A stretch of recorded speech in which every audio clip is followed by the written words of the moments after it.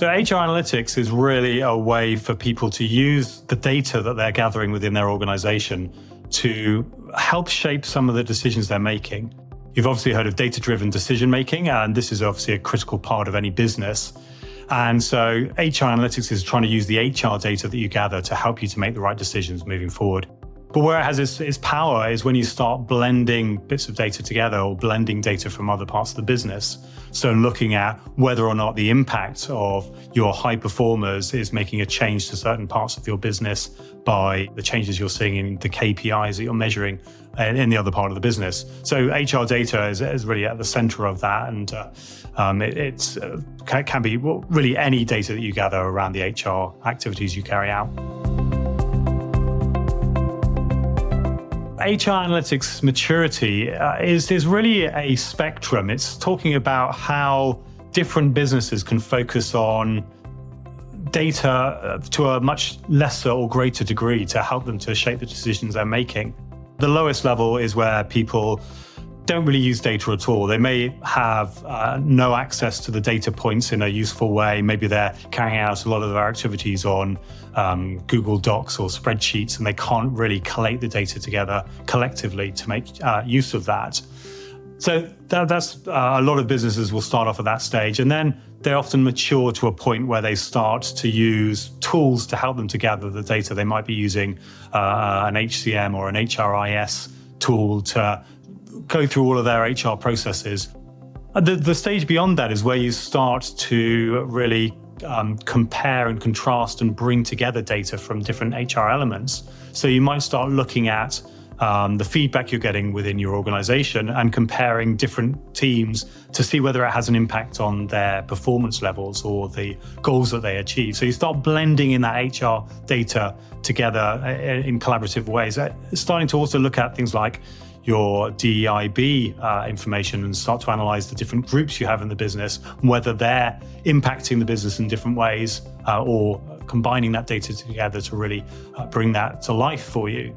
And then the most mature organizations will use that data, but they'll then layer in their own business information. So they'll start to layer in data from their actual sort of KPIs that they're running in the business to see whether or not the HR impact is also having an actual impact to the bottom line of the business. Can they see correlation between the successes that the HR processes are doing and the actual outcomes that the organization is achieving, whether that's financial or in cultural ways? And this is where we really see that full maturity in the HR matrix or the HR analytics measurements.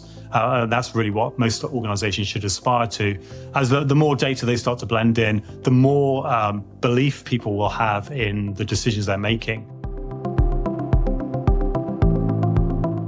It's really important to help businesses to understand the impact that your high performers are having on the business. And that's quite a complex thing to measure. You need to show that there's a link between people achieving goals that have been set and also the performance levels they're receiving, the feedback that they're being given by other people. All of that those data points help to shape whether or not somebody's viewed as being a high performer or a low performer.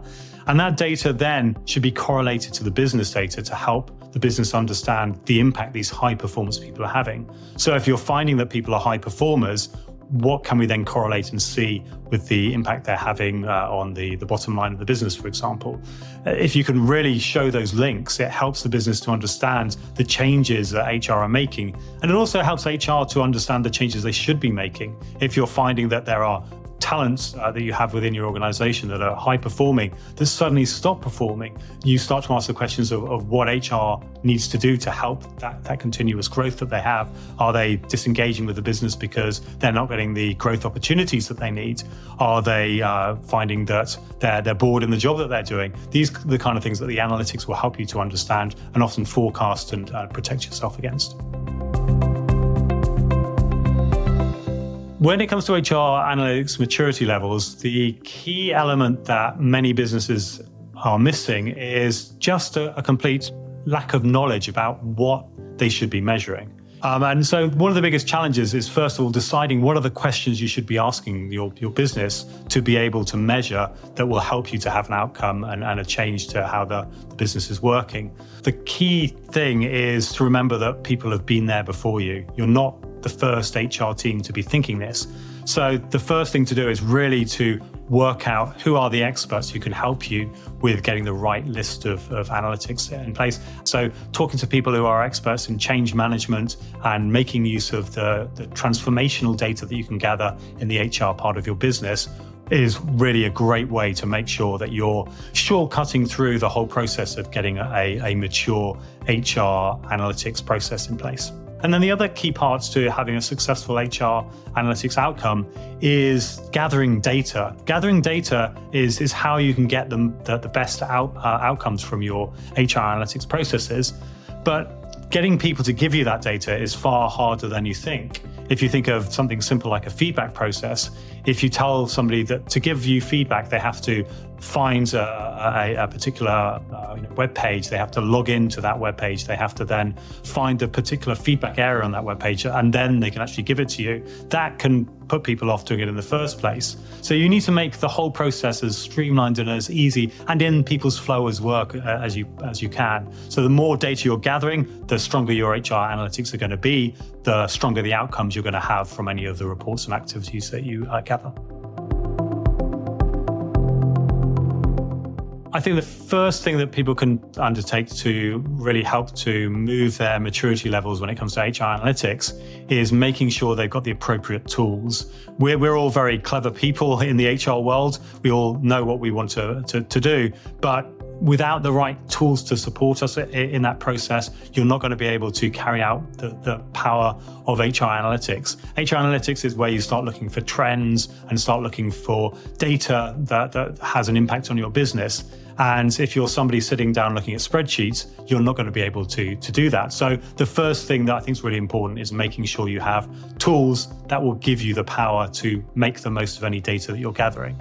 And those tools also, if they're being used to gather that data, just have to be simple and easy for people to use in order for people to want to use that. So changing the tools that people are using to make sure that they have an engaging process to get the data, and then a tool that will do the hard work in analyzing and displaying that data is really critical first step for businesses to make.